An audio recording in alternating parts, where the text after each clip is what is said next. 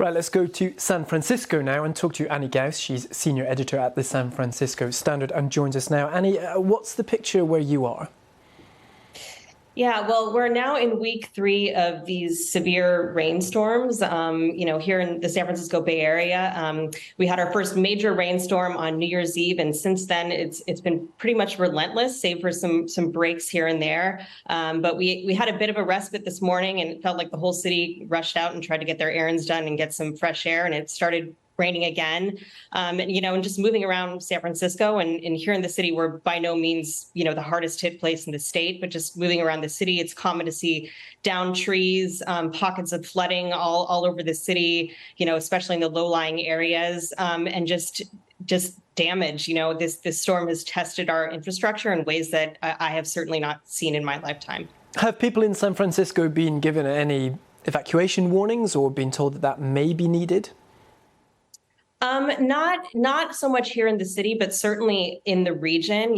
Tens of thousands of people have been either evacuated or been told that they may, at some point need to evacuate. Tens of thousands of people across the state have been displaced from their homes. And, again, the disruption has just been tremendous. Everything from mudslides blocking roads and damaging homes to, the flooding and high winds. There was a apartment building not far from here that had its roof completely blown off. So, between the displacement and the damage and just the overall disruption, power outages, we've heard from folks who were without power for days on end. It's just been very destructive and just tremendously unusual. Well, tell us more about that unusual nature. How does this compare to your regular kind of winter weather?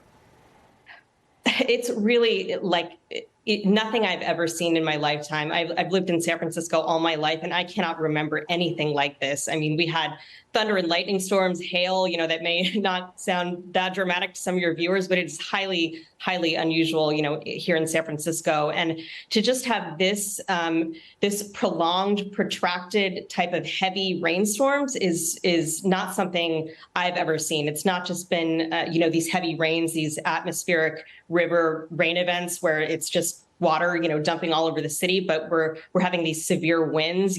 For example, last night, the Golden Gate Bridge was closed because the winds were so powerful that it knocked over a big rig truck. So it's just all of these things coming together, and all the collateral damage that comes with it is completely stunning. What have state services been able to do? What are their limitations?